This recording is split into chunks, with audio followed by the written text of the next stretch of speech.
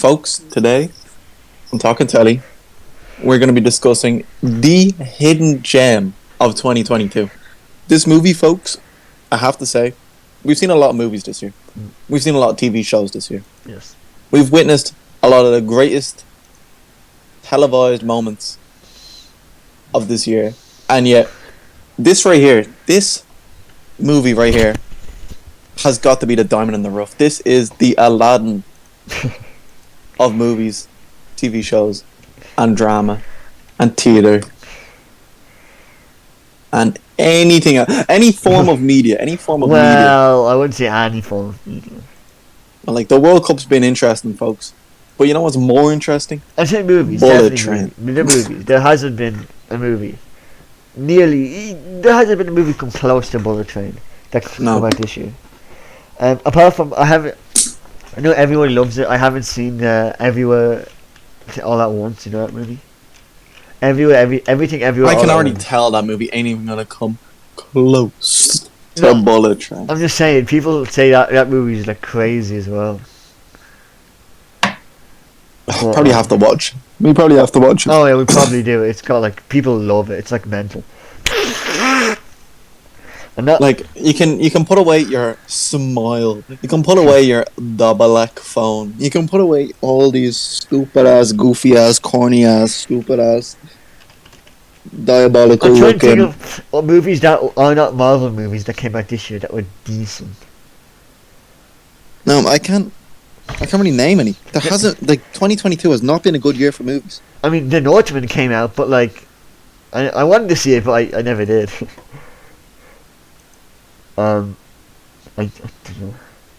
Like, I'm looking at these movies. Like, I don't even remember seeing half of these. Rubicon, Don't Worry, Darling. Oh baby, that was a movie.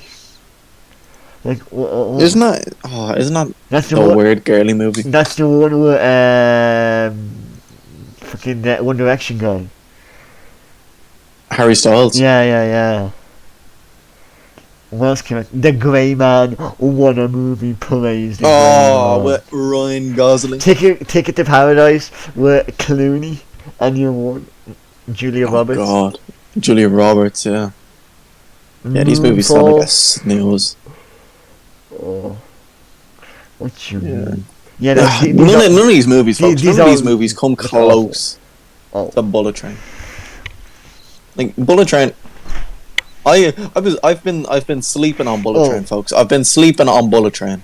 See, Owen says all this about Bullet Train, but he didn't see it in the cinemas. He didn't see it when it came out. I did not witness it in the cinemas, folks. I did not witness it in the cinema, Yeah, which is the worst thing. Oh, yours truly, of course, in the West cinema in Poland, of course, with subtitles, because it's Poland, and Polish subtitles, which is pretty funny. But seeing it in the cinema is a hell of an experience. It's not one of those movies that is only cinema worthy. Like, we're thinking of, Star Wars 9. That's basically only good in the cinema and horrible everywhere else.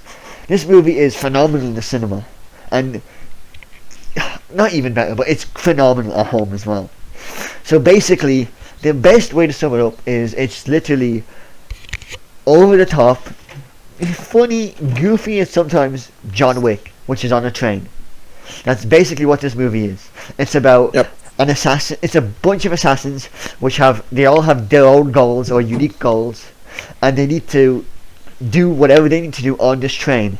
And they don't know that there are plenty of other assassins on the train, and it all basically coalesces into one huge story, which is so intricately interwoven. It's the way everything overlaps is just, it's beautiful. The callbacks and just every thread gets tied up perfectly, no loose ends. I gotta say, it's the characters are phenomenal. The writing is phenomenal. The music is great as well. The music is, it makes you feel like good. Like, everything feels so badass. You know what I mean? Like, let's say a little event's happening, and you might think, oh, look, that's not that important. But then the music kicks in, and you're like, holy shit, shit's about to pop off. Oh, and I think the backstories, because there's so many characters in the movie. Some movies are very hard to keep track. You got this guy, he comes from here, he comes from there. But here, every single character that you meet is basically has their own backstory, and the backstories are phenomenal. I mean, you basically rooting for every single character, and you're thinking, oh my god, how is he gonna do it? How is he gonna do it? Who's gonna win? Is she gonna pull it off? Like, you really don't know who's gonna win in the end. Who will be the who will leave the bullet train alive? Who will be the White Death? No, I'm messing him. Who will be the conductor of the train at the end of it? Who will run the bullet train and who will run the bullet train to the ground? That's Who will run the train and who will take the bullet? Alright, that one's pretty good. Yeah, that one's good. So yeah, I'll just do you want to just straight and go and talk about characters, favorite shit? I think the best thing to do would be give maybe a short synopsis for the folks at home. Yeah. So, we can give like a short little plot. Yeah. So basically, no spoilers at the start, and then we'll give a spoiler warning. Okay. So basically, it starts off with the first character we meet, their father, and he is.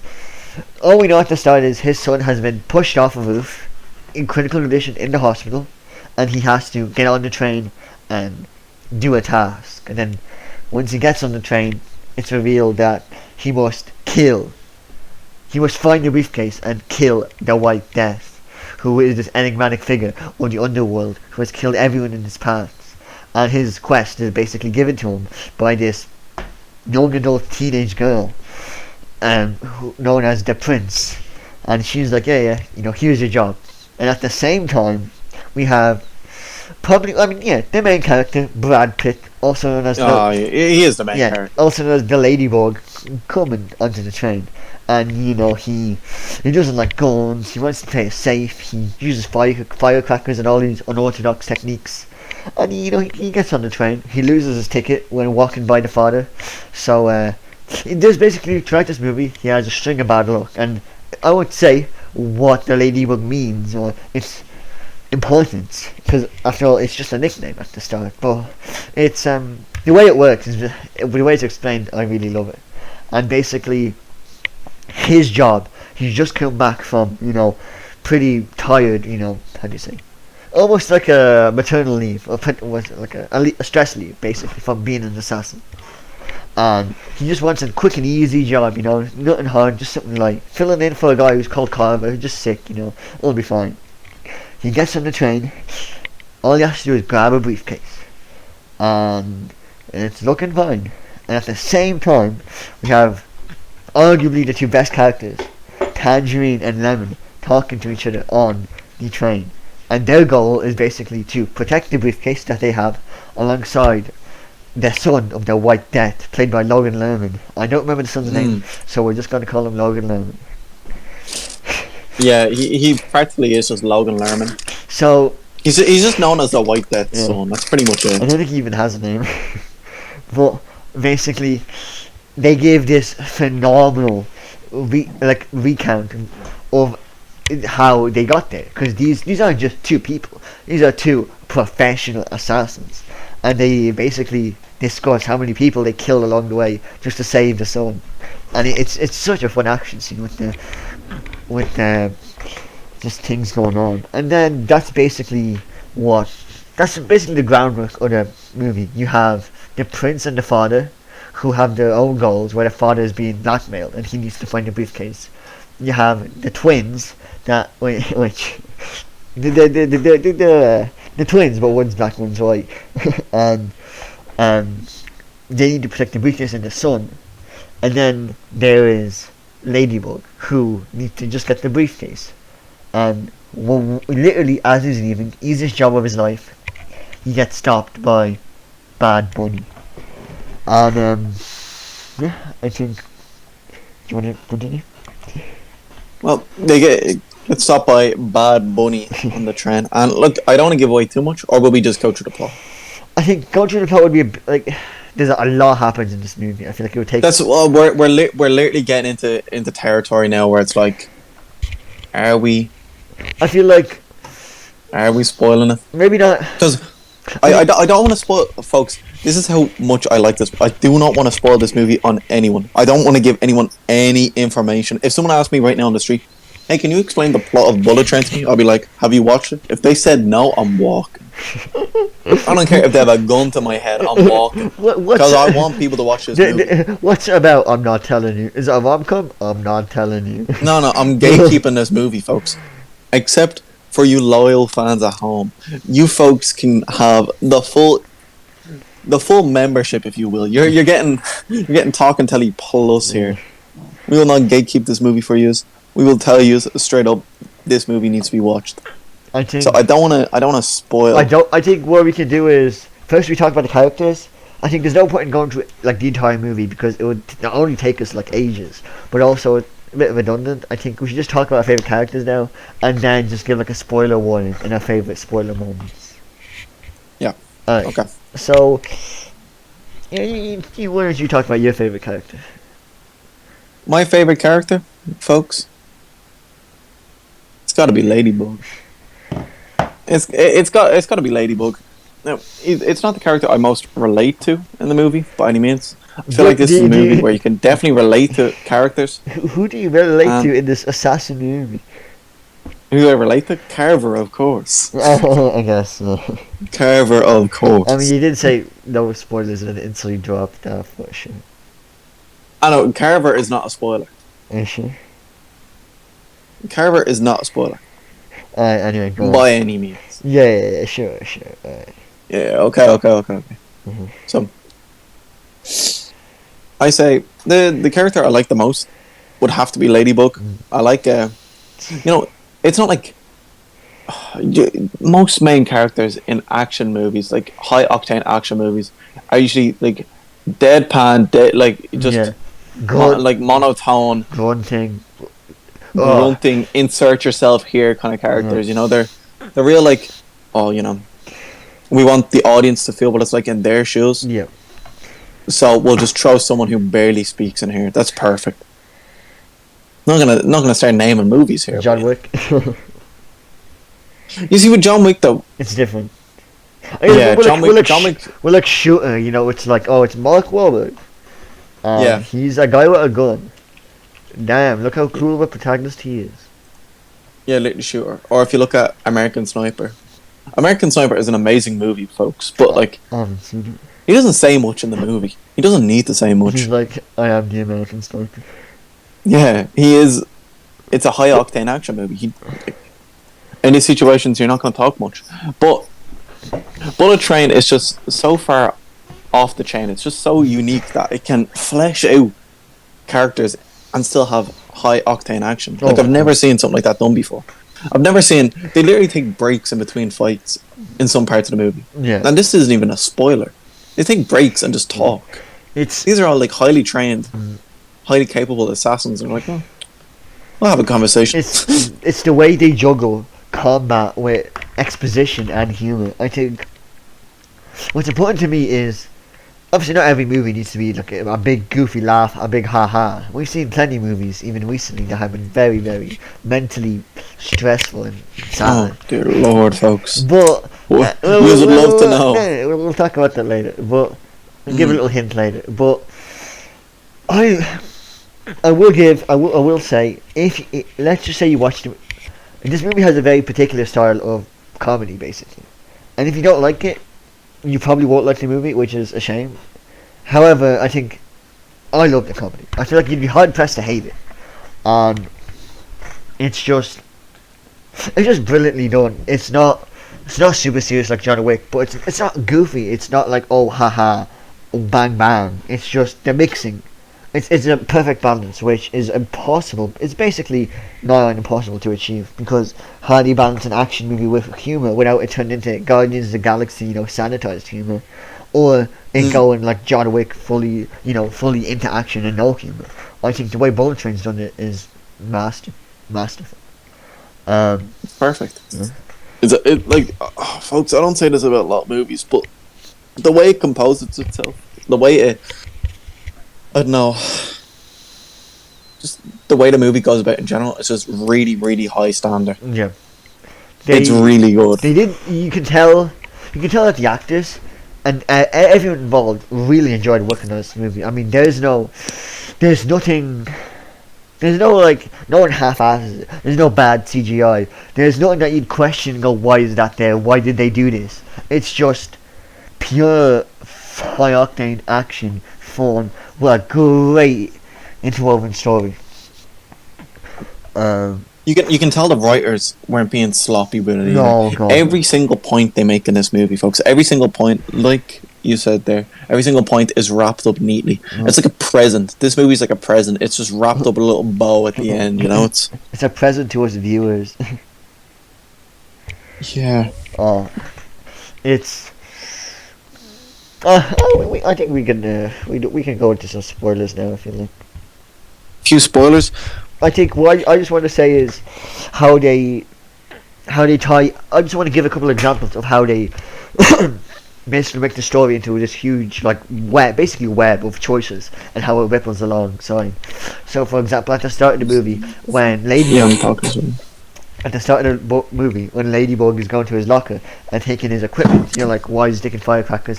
Why is he? And he just gives a brief explanation when he takes these the sleeping powder, basically. I don't remember the name of it, but basically he's like, oh, I did kill the guy doing this last time. It won't happen again, promise. And he, when fighting and twins, he basically incapacitates. Oh my god. South Korea just scored. Never mind. No way. It's 2-1. No way. South Korea. Was it Son? Was it Son who scored? I don't know. Actually, but that means Uruguay might be out. I know. I really hope they're not out. Oh no. Anyway. Basically, he fills up the water. There's a bottle of water, and at the start you're thinking, oh, he starts putting a bit in. He doesn't want to kill the guy, but afterwards he's like, fuck, and he tosses it all in. And then throughout the whole movie you're thinking, well, at the start you're thinking, oh, I wonder who's going to drink the water bottle. But then you forget. Then you have other stuff thinking about. You realise that the prince, once she finds the suitcase, she basically puts a bomb in it. So anyone who opens it will explode. And you're thinking, oh wow, who finds the suitcase? Then there's a snake that gets loose on the train. And it's a poisonous snake introduced early on in the movie. And you're thinking, god damn, I don't want any of these characters getting bit by the snake. Well, you bleed from your eyes and your mouth and you die within 30 seconds. Or like a minute. You know what's great? They mentioned I think they call it the boom slang. Yeah, the boom slang. Yeah, the boom slang. They mentioned the boom slang in the hospital. Oh yeah. Where the father's son. I was wondering if you got that. Yeah. I remembered. And I thought that was pretty good. And then they introduced the snake. Oh, it's all perfect. Everything, everything in this movie, even the subtle details are all brought back. Oh my god, South Korea have a better fair play than them. They'll go through. Oh no. So creative. Yeah, South Korea. If Uruguay do not score another goal, or South Korea do not let in the goal, it's over for Uruguay. Anyway, basically, while all this is going on, there's a gun that the princess is using, and she also put a bomb in it. I feel like that's just a shtick. And the whole point is that she wants to give it to the White Death so that he can use it to kill the father. And then he'll kill himself because it's got a bomb attached to it. And through all of these different, basically plot threads and red herrings, you just forget. You forget about the water, then the character drinks it. You forget about the gun, and the character shoots himself. You forget about the snake, and then it appears, and it's just, oh. I think that's what I love. For example, actually, I don't think that was even that big. That wasn't really spoiler, but I think that's one of my favorite parts of the movie. That it's just so connected. The snake appears, it's not just they show it once and you forget about it. The bottle will always be there in the corner. You see multiple characters seeing the snake as it moves down the train. You see people when they have their briefcase, they're really careful with it. Whoever knows if it's a bomb or not. And I think another part is the idea of not knowing who is the Diesel. I'm not gonna go into explaining what the Diesel is, but basically, they know someone on this train is pretty. There's an imposter among them. Someone is acting sus. Someone's acting sus. Dear God. And they don't know who it is. They don't know what the story is. Wait, South Korea did get a yellow, so hopefully. Oh my god, they got a couple of yellows. Oh, I know, Argent. Your wife so many. But anyway, um, basically, what? Alright, so yeah. So basically, throughout this whole movie, you have characters, and at first, when they see each other, they just think they're passengers, because most of the assassins have never seen each other. So how can they know if they're assassins or not? And then later on, um, Lemon meets Prince, and he figures out that she is basically the bad guy, but he can't quite. First, he can't pin it, and he shoots the father, thinking he's the bad guy, and then he realizes the Prince is actually the one doing masterminding it. So he basically is about to kill her, but he drank the Fiji water a minute, like while talking to her, so he gets knocked out. And then later on, this is a huge spoiler. So spoiler warning for anyone intending to watch the movie, even if you're still intending and you still think it'd be fine. I highly recommend go watch it now, because huge spoiler now. So basically, Tangerine is walking down the train and he sees Prince, and Prince is basically giving the whole spiel of, oh, I'm just a little girl and I'm fine, and Tangerine's like, alright, you can walk on.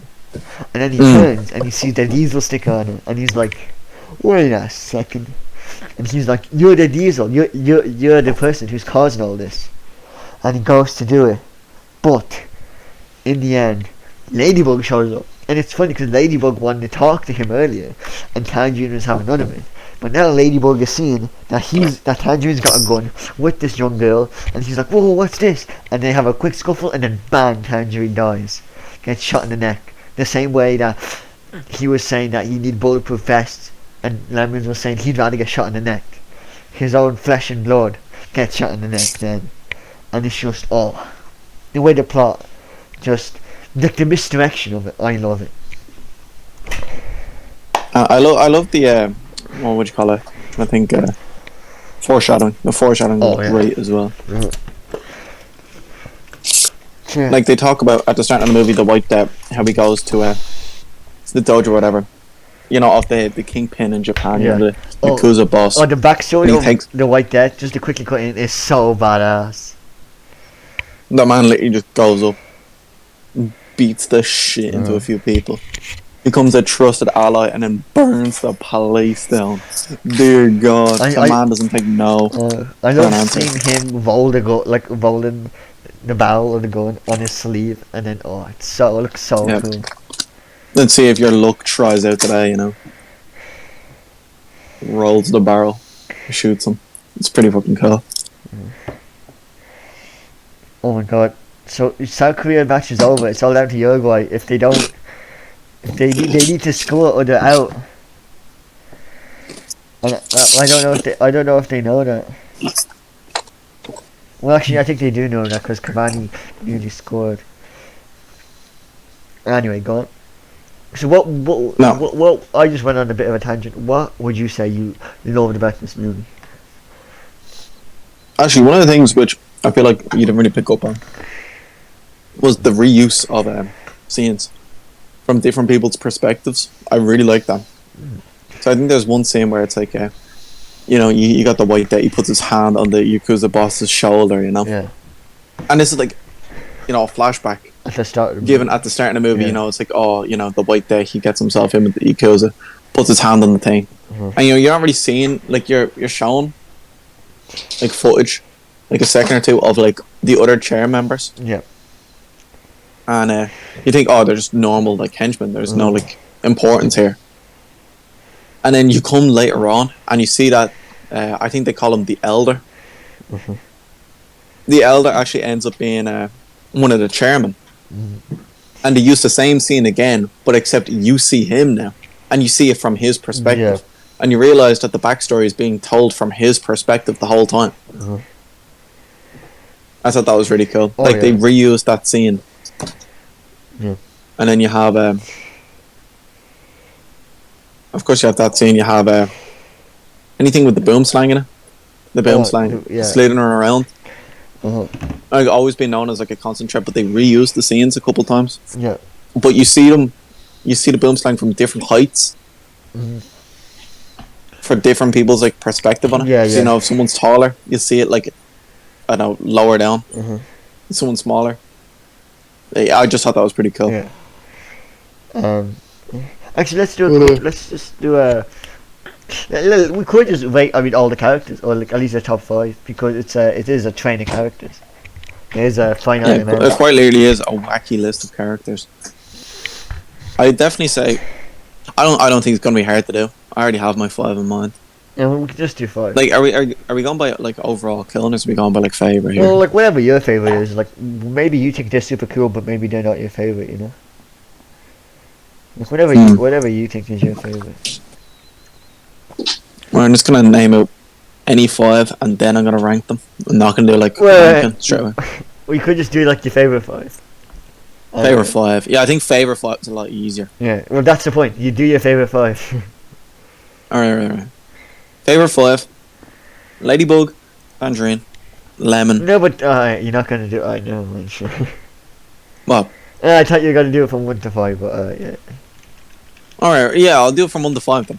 Ladybug, Tangerine, Lemon. I'm actually. It's gonna be a weird one. It's gonna be a weird one straight off the bat. Alright. I'm gonna go. Do I truly believe in it though? Actually, no, I do. I'm gonna go with Prince. I thought Prince was pretty cool. Princess cool. I wouldn't put her in my top 5, but Princess cool. I'm gonna go the father. The father. Oh. Yeah. So as your 4. No. So it was I'm so confused. Ladybug, 1, Tangerine, Lemon. 2, 3. Yeah. Oh, do I want Prince in there? Yeah, this is tough. No, because it's between Prince, the father, the White Death, and the Elder. What about the wolf? Oh. The wolf. Oh. Well, what did the wolf do? He was cool. You cannot say he was. His backstory was phenomenal. What did he do though? No, Realistically, he really didn't do that much, but it was. I can't put him in there. He was a funny guy. I thought the father's backstory was cooler, to be honest. I thought the Elder's backstory The was father. even cooler. I thought the father was a cool character. I know he was good. He was good. Don't get me wrong. But Actually, I'm gonna put the father number 4. Alright. I'm gonna put the Elder number 5. Alright. So I'm gonna put. I'll start with my 5. So 5, I'd put the White Death. Okay. I was gonna put the White Death in there as well. I mean, his backstory is crazy. 4, I have to say the Elder. I love the Elder. I said the Elder, so that's why I had to put Elder. Like his fighting scenes at the end were probably arguably the best. Like him slicing through those people, slicing through the chairs. Oh, was so cool. And his backstory, when you, as you said, I love the dichotomy. Exactly what you said with the White Death and the Elder. They're switching. I love it. And then, yeah, 3 I'd put Lemon. 2 I'd put Ladybug. And 1 I'd put Tangerine, because Tangerine is just so funny. Like, Ladybug is phenomenal, but for me Tangerine is just the key of the movie. He's hilarious, he's just absolutely phenomenal. He's played by what's the actor's name? I don't remember the actor's name, but he plays Quicksilver in Ultron. Age of Ultron, and you're thinking... You're thinking him? Know his name. This guy? Like... Yeah, Aaron Taylor Johnson. Aaron Taylor Johnson. And you're thinking the guy who played in Quicksilver, he's gonna be the cool guy, you know? You're telling me Kick-Ass is gonna be the main guy? He plays Kick-Ass. Yeah, I know he plays Kick-Ass. Yeah, but fucking Kick-Ass. Look at how much of a gimp he looks. I did not like Kick-Ass. I did not like Kick-Ass. No, Kick-Ass was a goofy movie. I hate Kick-Ass. You know, Kick-Ass 2 had Jim Carrey in it. Kick-Ass 2 had Jim Carrey in it. Did it? Like, what the fuck? I did not like Kick-Ass. No, I didn't like it. Nicolas Cage was in Kick-Ass as well. Yeah, I don't talk about Kick-Ass anymore. No. Anyway. I don't know. He is such a phenomenal actor, and I never thought he was. I always thought he was a good actor. But I never knew he had this range. I never knew he was this goddamn good. Yeah, it's like it's not like surprising, but like I think he's not British. I think he's 100% American. But his I don't know. accent You is can so good. his accent. That's literally what I was going No, to bring up there. he's English. He's English. Oh, he's English. Oh, okay. Then He was then born. I can't really commend him He on was that. Then born in High Wycombe, Buckinghamshire. he definitely got that Buckinghamshire accent. The son of a civil engineer and a housewife. Damn, can't get more British than that. He's a proper British icon. He literally Isn't he appeared in Macbeth and he played the son of Macduff. he? The son of Macduff. The son of Macduff. Who the fuck is the son of Macduff? Oh no, I can't believe he's in it. And he's just. I can't believe he's so good. In I it. can't believe he's literally the best character in it. And I can tell you. It says he's gonna be in. Wait, no way. No way. Wait a second. Oh my god, don't tell me. Well, Oh my Oh my god. He's gonna be Craven. he's gonna be Craven. He's Craven the Hunter. No. Yeah, I'm not joking. He signed a multi-movie deal for Sony to be Craven. Actually, after seeing him in that movie, Oh my god. I can understand I why. think he'd be a great Craven, but I can't believe he's gonna be Craven. After being Quicksilver as well, that's literally a Chris Evans kind of switch. Oh yeah. Going from a goofy character to a cool character. I'm craving this performance. Oh my god, I hope Morbius is gonna be in it. Cause this is the Sony version. Sinister Six. Oh my god. Sinister Six. More than Sonyverse. that. Sinister Six. You also got the Vulture. Oh, the Vulture not played by Michael Keaton. Oh my god. You know what the craziest thing is? They literally traded. No, Michael Keaton can't play as the Vulture. Yeah, but I'm joking. I'm saying that he cause he doesn't cause he's in the suit, but it's not Michael Keaton. Oh. Yeah, one of the biggest frauderies of recent history. Why? Why did they include him in the movie and then not actually have Michael Keaton fucking scene? It's so stupid. Anyway, yeah, you got. They literally traded Michael Keaton Vulture for fucking the Venom symbiote. That's what the MCU did. Yeah, but will Venom even appear? No, Venom will most likely appear in the next fucking Spider-Man. But Spider-Man came out this year. When's the next Spider-Man gonna come out? Spider-Man It's came out. Spider-Man, man. They're gonna pump out another one in 2 years' time. Spider-Man came out this year. I feel like Spider-Man came out so long ago. It came out this year, man. It came out this year. They're gonna pump out another Spider-Man. Let's be real here. Let's be 100%. I'm not saying they didn't. They won't. Like, how many Spider-Man movies will there be with Tom Holland? You see, they said they're gonna wrap up at the trilogy, but the way they wrapped up, Oh, they're not wrapping up on trilogy. No way. no, they won't wrap it up on a trilogy. Do you I think said they're gonna. is it I gonna said 5 or I said 7? they're gonna make. 5 or 7's the real question. I was gonna say 5. I was Yeah. gonna say 5 5 is Spider-Man a solo lot. movie, and then he has 2 more Avengers style movies, and then he's done. Then he's gonna be a 40-year-old man. What do you mean 40-year-old? How old is he now? He's 26! Oh, old. He's 26! Wait, he's gonna be a 40-year-old man in 14 years. That's what I said. Tom Holland old. What do you mean? You think that... You just said they're gonna pump out Spider-Man movies, but you also said he's gonna be 40 after 2 movies Hello? in Spider-Man. Hello? You seriously say that? Hello. Yeah, Oh, you go. Folks, he's gone. Is he back? All right, can you hear me? Yeah, he's back. We can hear him. All right, was folks. Sorry saying- about that one. I said, do you honestly think that the fella in 14 years is gonna play 2 Spider-Man movies? In 14 years, he's already had 3 in the last 5. Man, He, I said 2 solo Spider-Man movies. Bear in mind, they can't drop them every single year. It's gonna be 1 every 2, if not 3 years. Oh. Think about that. okay, divide 14 by 2 or 3. No. So if you think about it, all right, so they'll bring out the next one. They'll bring out the next Spider-Man movie in 2 years, if not 3 years. All right. So that's in 3 years. That's 29. Yeah. Yeah.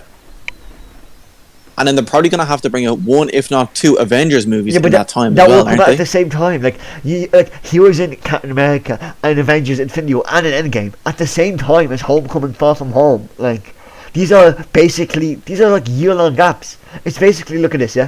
2016 Civil War, 2017 Homecoming, 2018 Infinity War, 2019 Endgame and Far From Home, 2021 No Way Home. Every goddamn year he's been popping out these movies. He's been in a Marvel movie every year. Do you honestly see him doing 7 Spider-Man movies? 7? I can see it. I can see it. If anyone can do it, it's Tom Holland. That is the definition of a cash cow. That is the definition of a cash cow. If anyone can do it, it's Tom Holland. Look at him. It's Tom. Think of Tom Holland. Think of how much. He's gonna look like a withered old man by the end of this. Well, that's the point. It's gonna be old man Spider-Man. Wow, Spidey, you sure aged up real quick. Yeah, I used to be an old time web sling. What are they gonna be doing? Like, 40-year-old Tom Holland trying to do fucking acrobatics, gonna look crazy. If Hugh Jackman can do everything at his age, Spider-Man can do it all. Hugh Jackman does not need to do half the fucking stunts Tom Holland needs to do. Spider-Man's main fucking gimmick is that he flips in the air. That's a Spider-Man gimmick. Wolverine's gimmick is that he slashes and dashes, you know? Yeah, dashes. What about Tom Cruise, eh? He's literally breaking bones, and the fella's like, he's 60, and he's literally doing all these stunts, jumping up, standing on the bridge. Tom Cruise is a fucking enigma. He eats, I'm telling you now, there must be some nutritious fucking value. There must be something in babies or whatever the fuck he's eating. Scientology, baby. The amount of money he's getting, he's praying to the gods. Scientology got that fucking fountain of youth over there, you know? They're keeping Tom Cruise alive and kicking. Oh.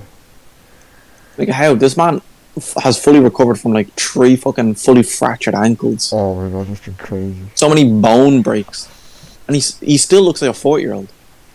He looks 20 years younger than most 60-year-olds. Oh, yeah. Most 60-year-olds...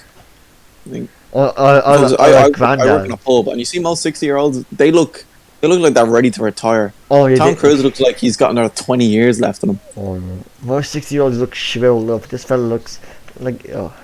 He still looks old. I'm telling you. Oh, he still looks old, but he's fucking 60. Oh, yeah. He's supposed to look old. Oh, yeah. He's not supposed to be fucking running marathons and Mission Impossible number 27. Is Tom Holland not the new Tom Cruise? Huh? Tom Holland will not be the new Tom Cruise. Tom Holland has too much of that golden boy fever. Was Tom Cruise not the golden boy? With Top Gun in 1986 and Mission Impossible 1, was he not the golden boy? No, he was more... No, Tom Holland has more of a childish golden boy. Oh, so you're saying like young young Leo. Yeah, I was just gonna say it was like Titanic. Yeah, young Leo. Young Leo. You know how young Leo had the childish sweetheart, America's sweetheart. Yeah, that's Tom Holland. The dreamy eyes. Yeah, but Leo can pump out movies like it's nothing. Leo can pump out movies, but he's not doing fucking crazy acrobatics. Look, my point is... Tom Holland isn't good enough of an actor to pump out high quality movies like Leo does. I agree, but look, at the end of the day, it's Tom goddamn Holland, and he's... If the media are gonna milk anyone for movies, it's gonna be Tom Holland. Yeah, 5 Spider-Mans, 100%. 7 Spider-Mans, not out of this world. I'm not saying it will happen. I'm saying I wouldn't be surprised if there was... Unless they bring in Miles Morales, I don't see them doing it. I can see a goddamn 6 Spider-Man. 6, and the 6th one has Sinister Sixes, and it's like Spider-Man, Sinister Six. Think about that. I see that now. Oh my god, I see that now. I see the MCU going fucking crazy over this. I see the fandom going ape. And it's like his last movie against the Sinister Six. And then the seventh one, he comes back like a ball. He's like, you know what? This is Who the fuck is he? Is he actually? He's actually Rocky Balboa. He comes back, baby. He comes back. He's better than ever. He comes back. He comes back to teach the youngster a lesson. Yeah, and it's 7 is Miles Morales. I see this happening now. I actually see this happening now, and I definitely see him coming back in like a multiverse movie, like an MCU Oh yeah, definitely, movie. definitely. And I see him playing like an older Spider-Man. And how do we get from Bullet Train to Spider-Man MCU series? Actually, you know what I see? You know what I see? I see Spider-Man, Tom Holland Spider-Man, going off. This is 30-second theory, by the way. Yeah. Fights the Sinister Six, wins. Number 7 rolls around. He finds out about Miles. He dies. You get Miles' backstory, and you can literally have like a goddamn Into the Spider-Verse, but live action. I see them doing that. Yeah. But instead of there being like a shitload of Spider-Man, you can literally just have a different universe Spider-Man pop in, and that's it. Teaches him the ropes, or he could actually end up being like a bad guy or something, and that's Tom Holland. And Thomas. Look, all I'm saying is he's gonna have a lot of movies. The fella's gonna be so. I'm interested in what. We definitely need to do an episode about this. Which actors now are gonna be like still huge in 20 years and in 30 years? You know, who now is gonna be like their big boys in 20 years? You know, the way we look at Tom Cruise and Hugh Jackman, and like Keanu Reeves. Who is them now? You know what I mean?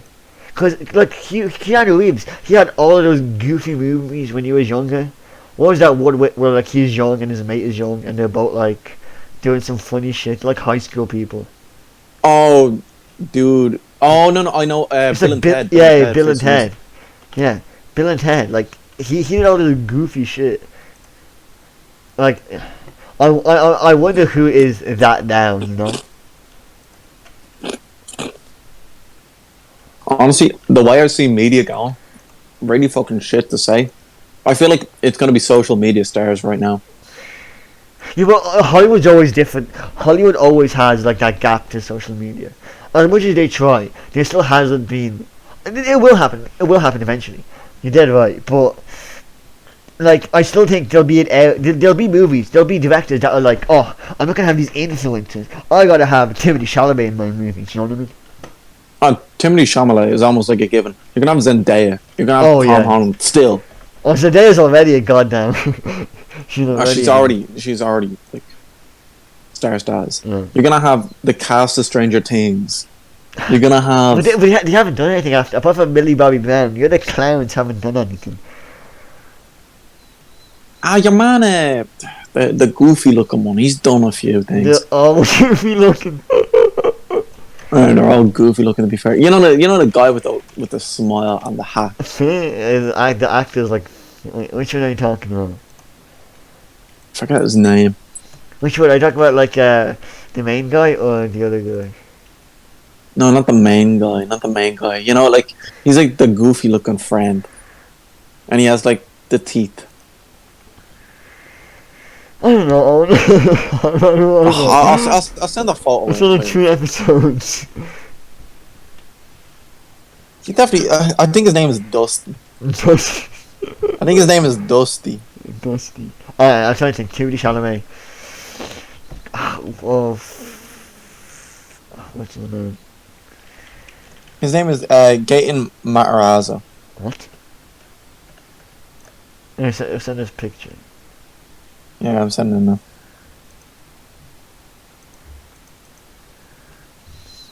I'm wondering who now is going to be like the old stereotypical guy in later movies. You know what I mean?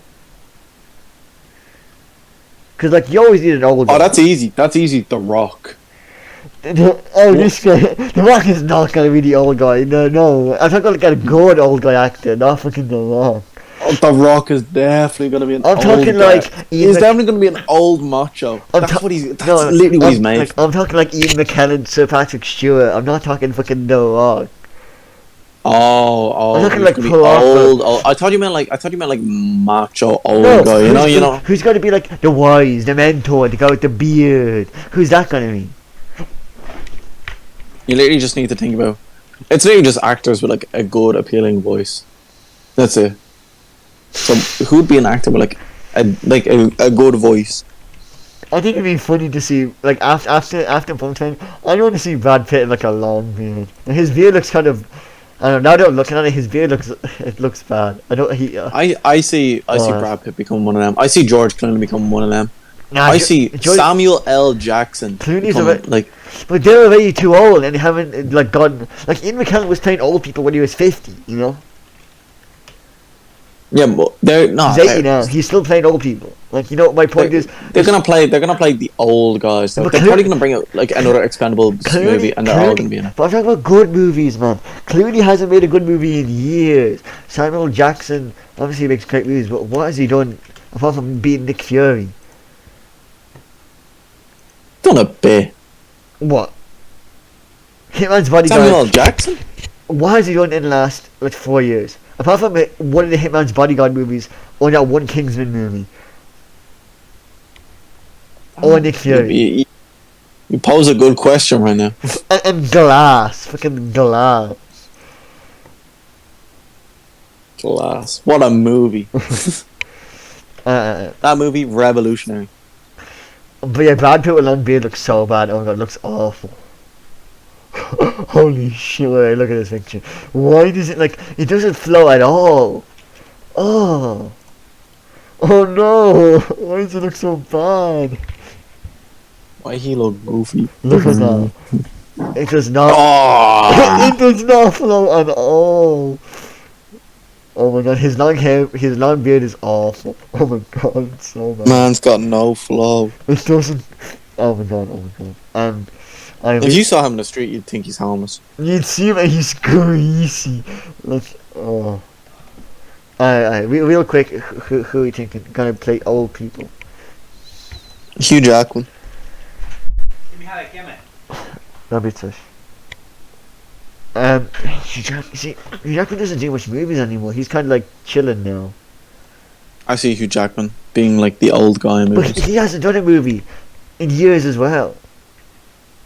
He'll bring in The Greatest Showman too. He's not gonna be in the Greatest Showman 2. He's still gonna be like a young old guy, if you know what I mean. Nah, he's definitely gonna be passing on the circus business to his daughter or son or some bullshit they're gonna come up with. He already passed on to Zac Efron. Oh yeah, fuck.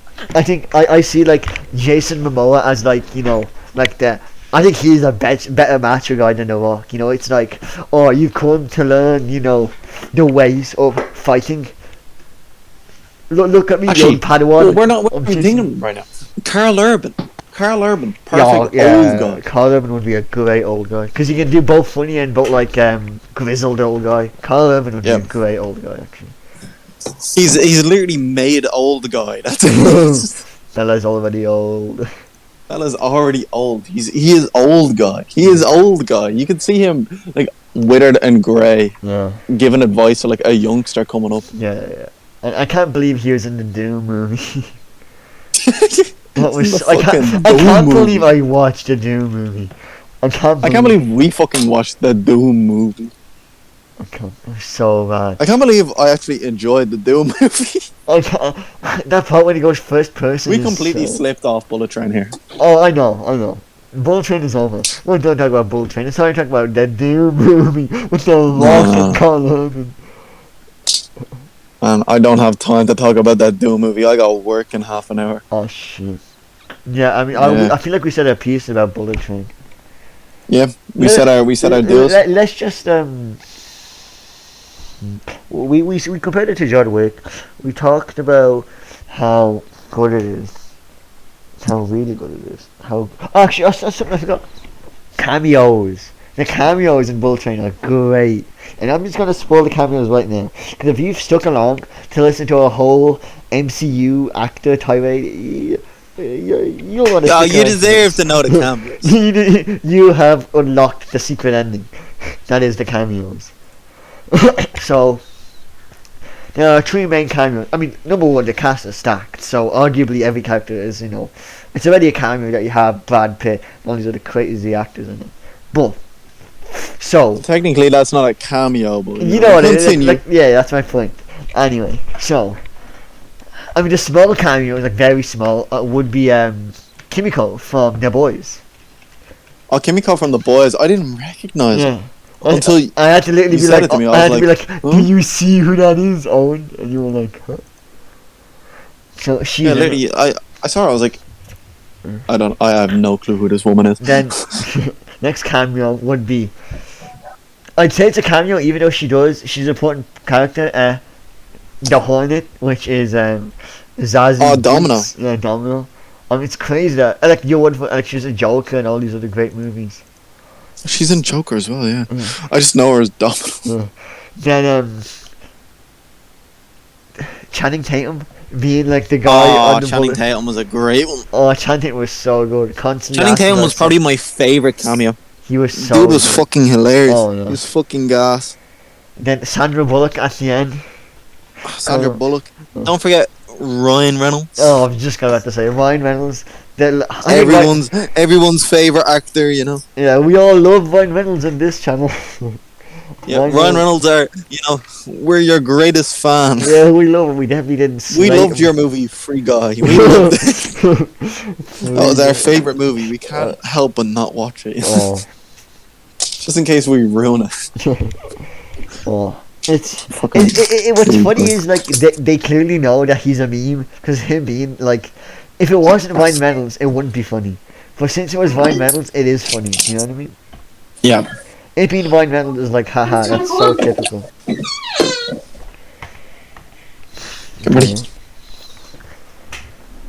Or actually, be quick. Obviously, Yeah, I'm funny. who's the actor who played the White Death?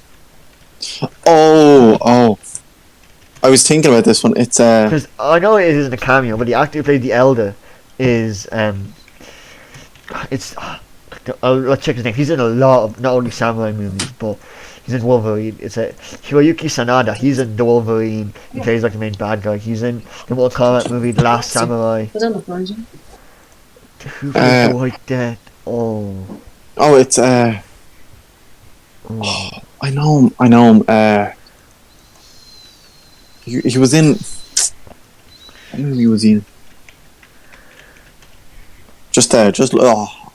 Michael Shannon. But what is he in? It says who's playing Knives Out. It says he's in it, but who does he play? Oh, he plays like some guy in Knives Out, but not that important. Oh, he plays General Zod in Man of Steel.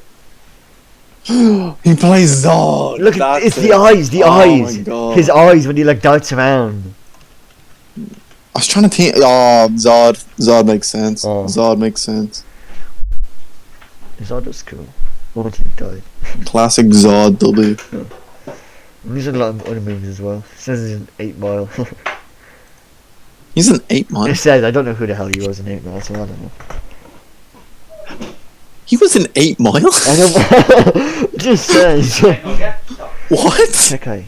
It just says he's in 8 Mile. I have no idea if. How could this guy be in 8 Mile? He does not look like a character who should be in 8 Mile. He does not look like a guy who should be in 8 Mile. Folks, bear in mind, 8 Mile is... Craig's. Oh, he was the boyfriend of his ma.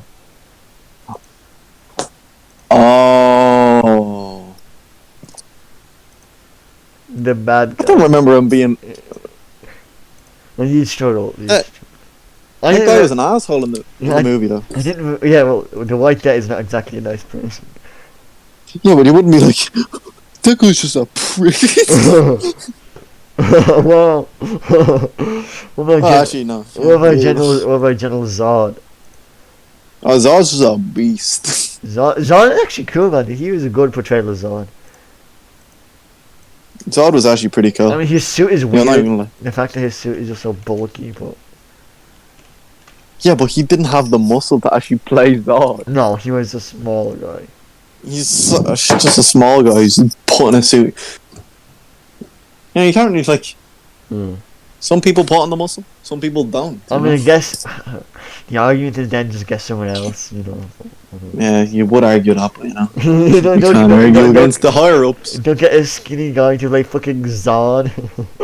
It's like getting Yeah, and then Timothy Chalamet to play Superman.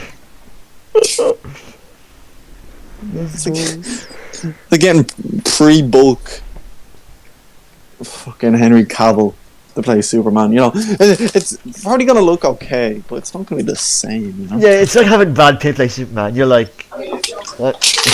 Oh, Brad Pitt could not play Oh, Superman. sorry, No. Brad Pitt. No, it's like getting. I have it. No, Brad Pitt as Thor. Like you can see Brad Pitt as Thor, but it would also look off. You know what I mean? You could see it. Yeah. Well, Fight Club Brad Pitt could probably do it. Fight Club Brad Pitt would probably make it look easy. Yeah. He'd look like a demon. He'd actually look like a full-on demon. Yeah, but Fight Club Brad Pitt was like scrappy and lean. He wasn't jacked. Like Exactly. Yeah, that's why he'd be like. That's why he'd be so terrified. Like, who'd you rather come up against, big bulky Thor or scrappy lean Thor? I'd rather come up against big bulky Thor. I think I'd have a better chance. Scrappy lean Thor. Bear in mind, he still has the same powers as Thor, but he's just 2 times faster. Like, come on. Oh, that's funny. Like, I know what I'm taking. 100%. Look, I mean, look, Brad Pitt and Troy. I mean, that's pretty close to Thor, but it's not quite Thor. Right. With this, I'm gonna have to wrap it up. Right. It's 5:30 now. Well, thank you everybody for watching the video. Make sure to like, It's been a good follow. I'm glad we could share our hidden gem. And make sure to watch this movie first and foremost. So Yep. see you guys.